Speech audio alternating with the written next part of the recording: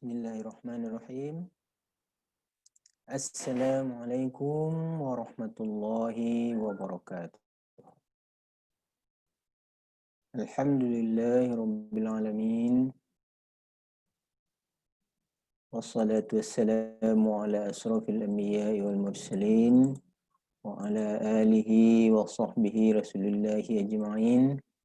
Asyhadu an la ilaha illallah wahdahu la syarika lah wa asyhadu anna Muhammadan abduhu wa rasuluh sallallahu alaihi wasallam la nabiyya ba'da. Pertama dan utama sekali marilah kita panjatkan puji syukur kita kehadirat Allah Subhanahu wa taala atas segala limpahan rahmat dan karunia Allah. Alhamdulillah kita masih diberikan kekuatan hidayah sehingga kita bisa melaksanakan berbagai aktivitas kita dalam kehidupan ini dalam rangka untuk mendapatkan ridha Allah Subhanahu wa taala.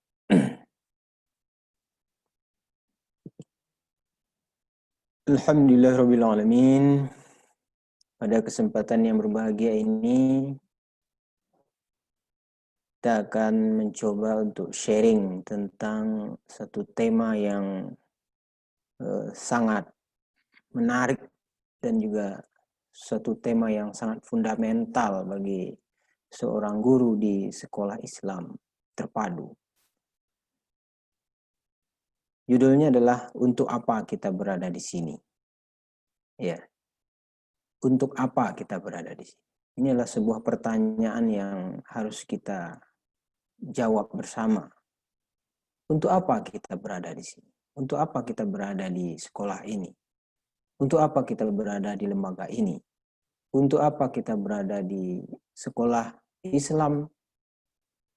Untuk apa kita berada di Azkiyah? Dan pertanyaan-pertanyaan yang serupa lainnya. Ustaz-ustazah semuanya yang dirahmati Allah Subhanahu wa taala. Pada kesempatan berbahagia ini, inilah yang ingin kita diskusikan, ingin kita sampaikan terkait dengan tema ini. Mudah-mudahan bisa membuka cakrawala berpikir kita, membuka mindset kita, dan membuka cara kita melihat ya sebuah lembaga atau sebuah tempat bekerja.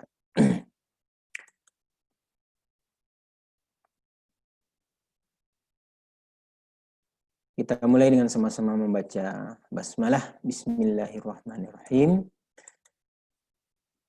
Selanjutnya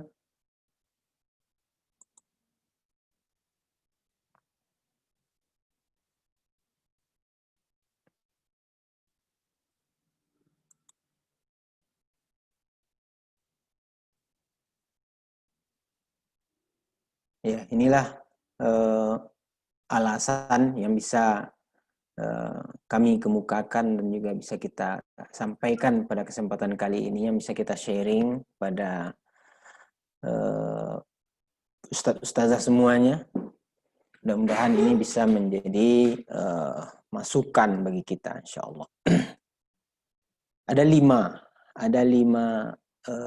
alasan, ada 5 misi, dan juga ada 5 tujuan sebenarnya, atau ada 5 jawaban sebenarnya yang bisa kita sebutkan, yang bisa kita ambil, yang bisa kita sharing pada kesempatan yang berbahagia ini. Yang pertama itu adalah nasrul fikrah, yang kedua tanmiyatul kafa'ah, yang ketiga kasbul ma'isyah, yang keempat quwwah dhaghithah, dan yang kelima adalah tanmiyatul ijtimaiyah. Baik, saudara semuanya yang dirahmati Allah Subhanahu wa taala, mari kita coba bahas satu persatu. Nah, alasan pertama ini yang sangat fundamental menurut saya, bahwa tujuan kita, keberadaan kita di sekolah Islam ini adalah salah satu tujuan dan misinya adalah nasrul fikrah, yaitu tujuan untuk menyebarkan nilai-nilai Islam, tujuan untuk menyampaikan pesan-pesan ilahiyah yang Allah sampaikan kepada kita, menyampaikan fikroh Islami, menyampaikan tauhid, menyampaikan nilai-nilai Islam di dalam kehidupan, baik kepada siswa maupun kepada orang tua ataupun kepada masyarakat. Jadi tentu saja secara konsep bisa kita bisa kita buat bahwa setiap proses, aktivitas, dan pekerjaan yang dilaksanakan oleh guru dalam proses mendidik anak, berinteraksi dengan anak, berkomunikasi dengan orang tua dan sesama guru, itu harus berlandaskan kepada nilai-nilai ajaran Islam. Inilah yang disebut dengan nasrul fikroh, bagaimana kita berupaya semaksimal mungkin untuk menyebarkan nilai-nilai Islam di tengah-tengah kehidupan kita. Itu Ustazah semuanya yang rahmati Allah SWT. Secara detail bisa kita sampaikan, bisa kita rinci. Yang pertama adalah bahwa guru harus meluruskan niat dan tujuannya dalam bekerja agar mendapatkan pahala di sisi Allah Subhanahu wa taala. Nah, ini sesuai dengan hadis yang disampaikan Rasulullah SAW, innamal a'malu binniyat wa innama likulli imrin ma nawa. Sungguhnya setiap amal itu tergantung kepada niat.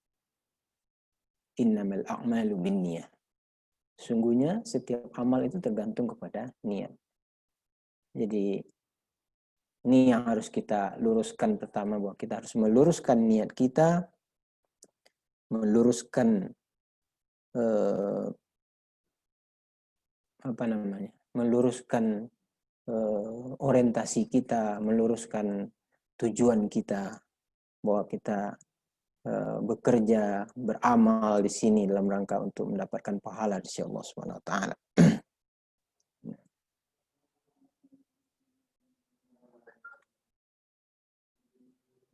Berikutnya adalah bahwa setiap pekerjaan dan aktivitas itu diniatkan ibadah, ya. Kerja adalah ibadah, menjadi guru adalah ibadah, mendidik, mengajar, bekerja, itu semuanya bisa kita niatkan ibadah kepada Allah Subhanahu wa taala, sehingga kita bisa mendapatkan dua keuntungan atau lebih. Jadi keuntungan yang didapatkan dari lembaga itu sendiri atau keuntungan duniawi, dan juga keuntungan yang akan diberikan oleh Allah Subhanahu wa taala, ya keuntungan pahala di sisi Allah Subhanahu wa taala. Karena kata Allah SWT dalam surah Fussilat ayat 33 itu, wa man ahsanu qawlan mimman da'a ila Allah wa amila shalihan wa qala innani minal muslimin.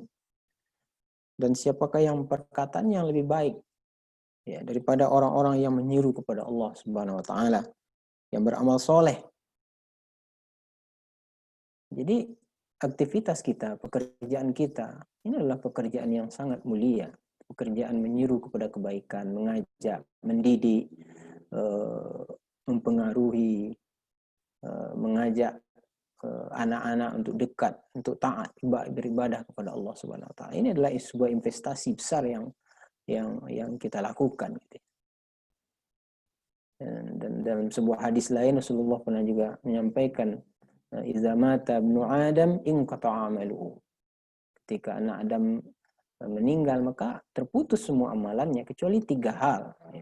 Salah satunya adalah al-ilmun yuntafa'u bi, ilmu yang bermanfaat.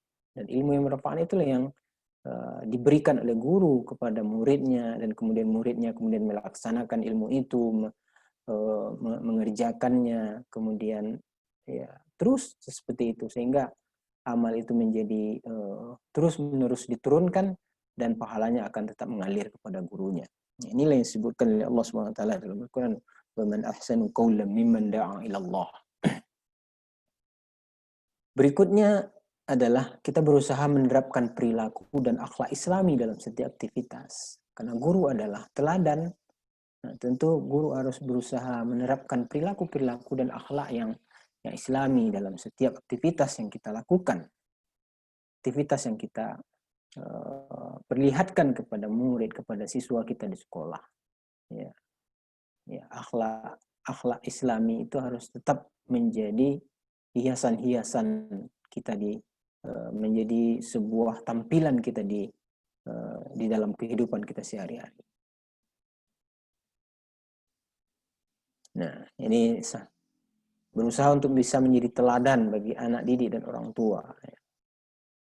Karena guru adalah teladan yang akan ditiru oleh anak didiknya. Guru adalah orang yang menjadi panutan bagi anak didik dan orang tua. Ya. Karena anak didik atau siswa-siswa itu akan melihat, oh seperti itu gurunya, seperti itu tingkah laku gurunya. Tentu itu akan menjadi contoh bagi mereka gitu ya. Ini harus kita perhatikan gitu ya.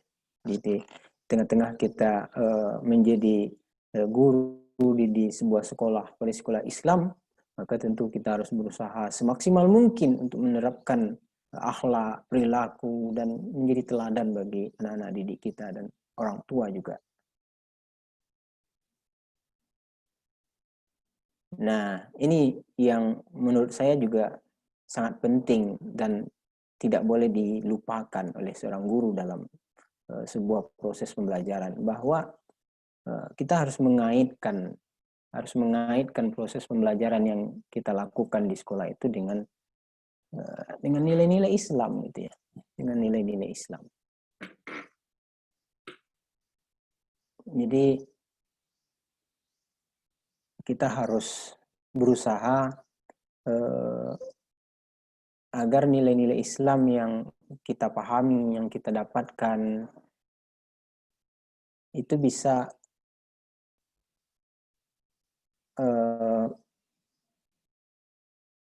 kita sampaikan di setiap proses pembelajaran. Nah, ya, contoh-contoh yang bisa kita buat adalah beberapa yang sering saya sebutkan kepada guru-guru adalah ketika misalnya belajar matematika. Ketika kita belajar matematika, misalnya tentang bangun ruang. Salah satu bentuk bangun ruang itu adalah kubus. Dan salah satu contoh yang bisa kita ambil dari kubus adalah Ka'bah. Gitu ya. Ka'bah. Nah, ini adalah contoh yang bisa langsung kita kaitkan dengan nilai-nilai Islam. Gitu ya. Nah, nanti dalam soalnya silahkan dihitung panjang, lebar, dan tinggi atau luas Ka'bah. Ya. Sehingga anak langsung berpikir tentang Ka'bah. Gitu. Ya, daripada kemudian soalnya adalah silakan dihitung luas kubus. Itu tentu kurang memiliki arti dan nilai gitu ya.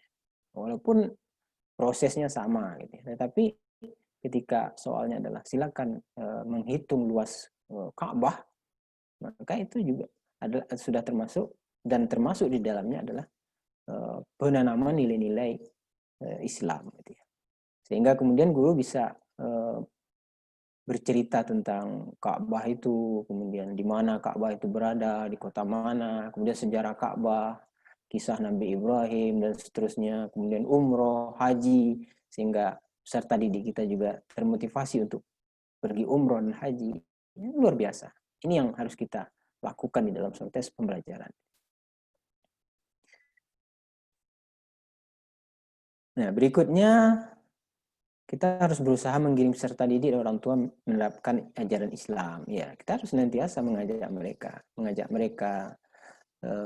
menggiring mereka untuk senantiasa menerapkan ajaran Islam. Karena kita ya di sekolah Islam terpadu itu adalah sebuah proses untuk melakukan penanaman nilai-nilai Islam di dalam setiap perilaku dan setiap kehidupan.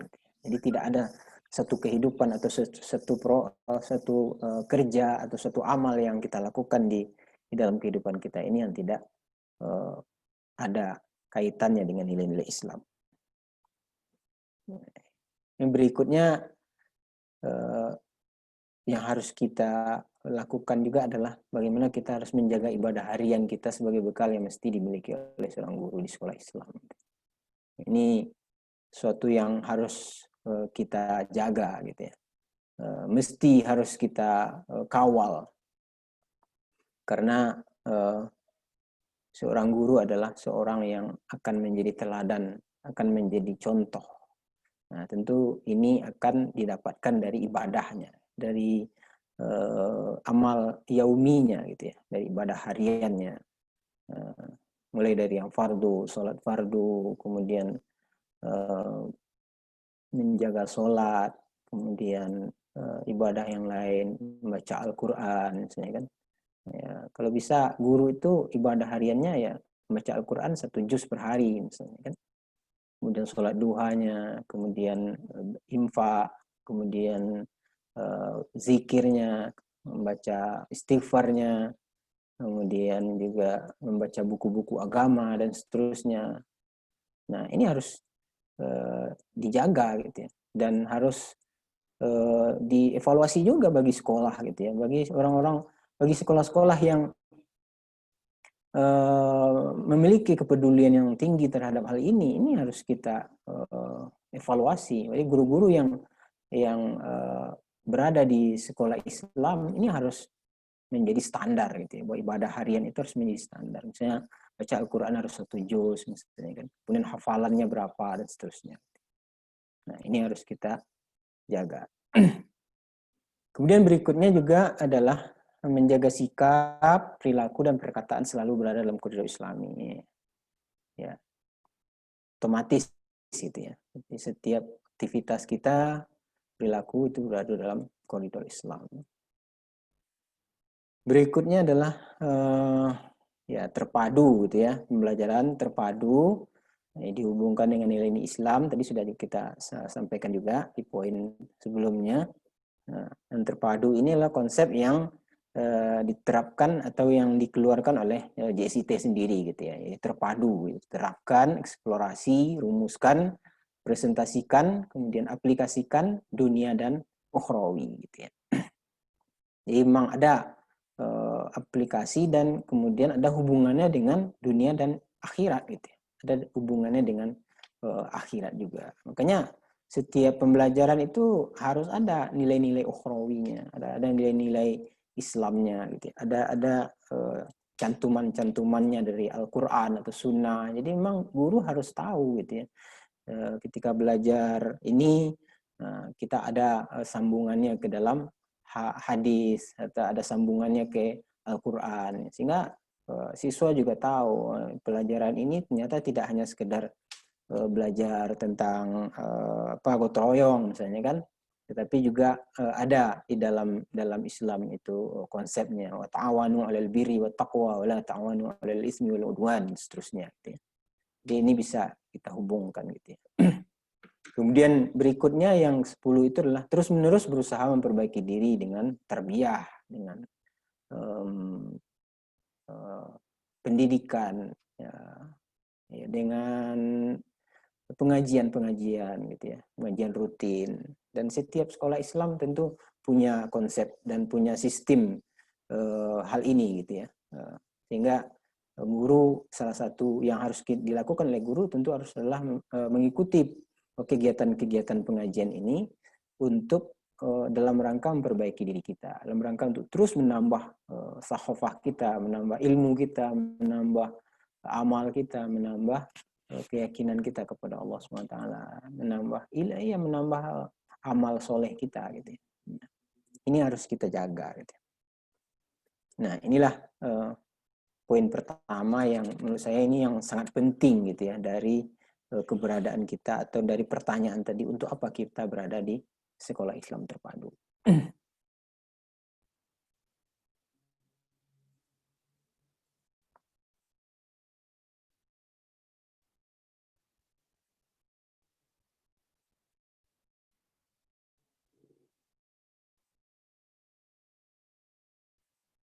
Kemudian berikutnya yang juga menjadi alasan kita atau menjadi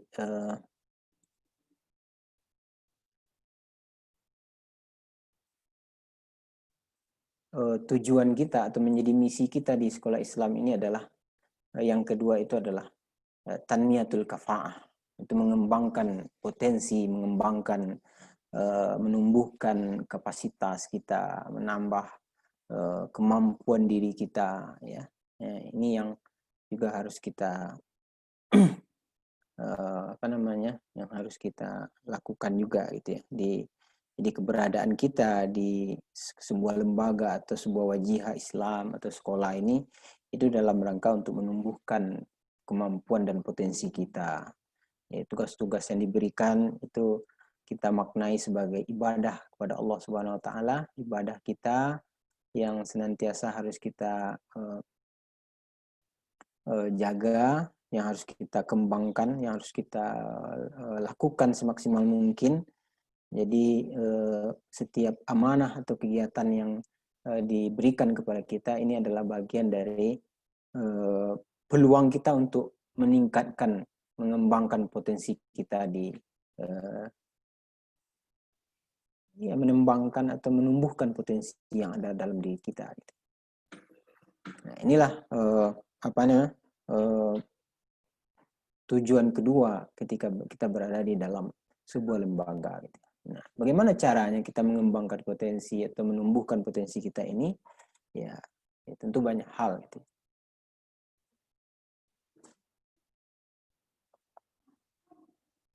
Banyak hal yang bisa kita lakukan. Gitu. Pertama dengan banyak membaca, gitu ya. Banyak menelaah dari sumber-sumber atau dari bahan-bahan bacaan yang bisa kita gali, gitu ya. Nah, ya banyak mencari ilmu, gitu ya. Kemudian juga kita harus bisa menjadi seorang pembelajar cepat, gitu ya. Nah, jadi, apalagi di tengah kondisi pandemi hari ini, itu kita harus bisa menjadi pembelajar cepat, gitu ya. Harus bisa ini, bisa itu, bisa mengembangkan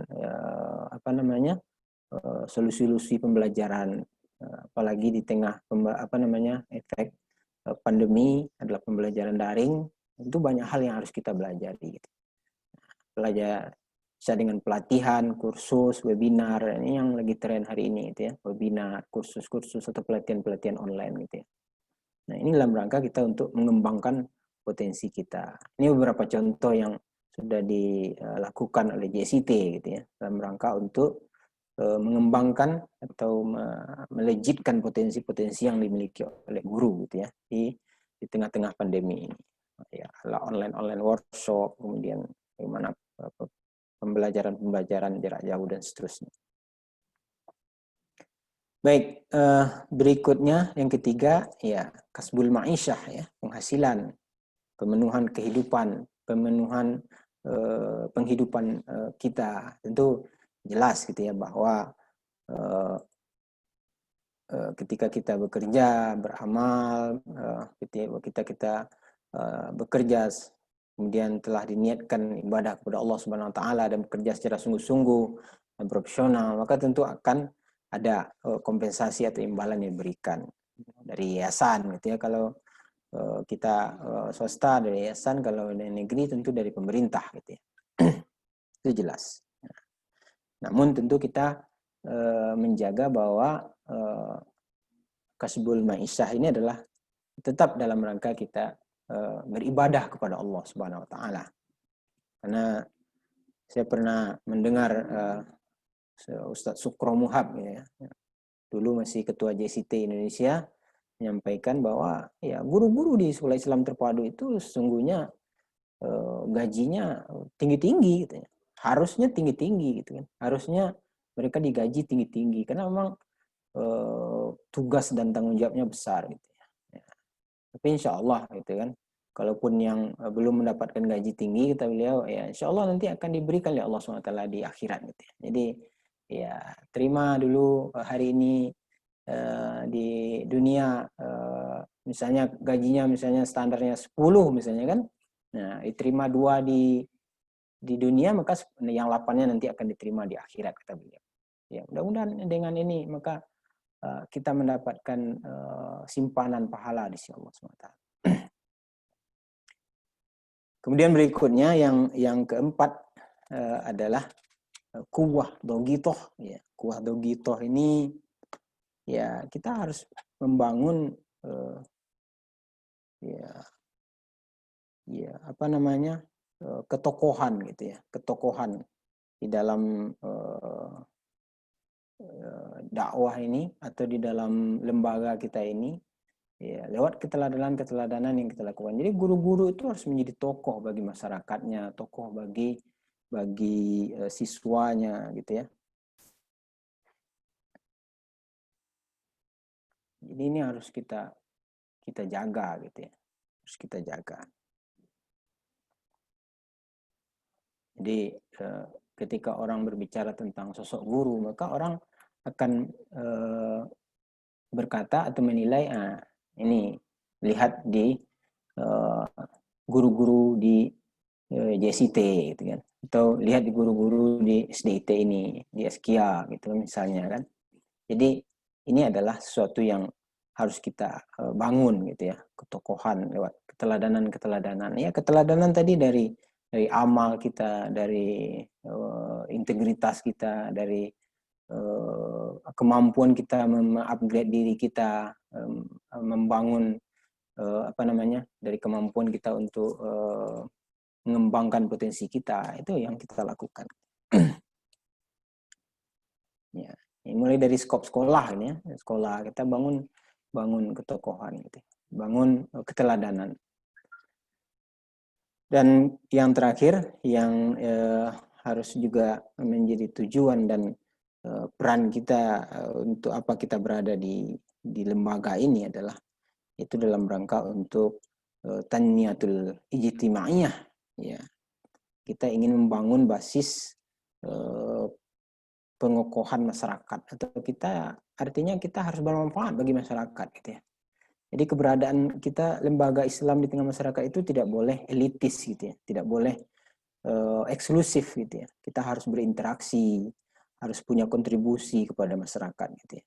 Jadi lembaga-lembaga Islam itu di sekitarnya itu harus mendapatkan pujian dari masyarakatnya karena kepeduliannya, karena kebermanfaatannya gitu ya. Nah, ini harus kita jaga. Harus memiliki pengaruh di tengah-tengah masyarakatnya. Nah, ini beberapa contoh yang kita lakukan gitu ya. Di tengah pandemi ini kita bisa melakukan bakti sosial gitu kan, membagi sembako bagi masyarakat di sekitarnya, kemudian menyalurkan zakat dan seterusnya. Ini kan bagian dari kita untuk membangun basis ijtimaiyah atau pengokohan masyarakat di tengah-tengah kehidupan kita. Baik, barangkali itu yang bisa kita sharing pada kesempatan yang berbahagia ini. Mudah-mudahan bisa bermanfaat gitu ya, bisa bermanfaat bagi kita semuanya, bisa bermanfaat bagi siapapun yang mendengarkan, baik guru-guru di sekolah Islam terpadu atau guru-guru dimanapun berada, atau siapapun kita. Mudah-mudahan ini adalah bagian dari upaya kita untuk menyebarkan nilai-nilai Islam di tengah-tengah kehidupan kita. Itu saja barangkali. Saya mohon maaf kalau ada kekurangan dan kekhilafan. Billahi taufiq wal hidayah. Aqulu qouli hadza astaghfirullah li wa lakum. Sairil muslimin wa muslimat innahu laghafurur rahim. Assalamualaikum warahmatullahi wabarakatuh.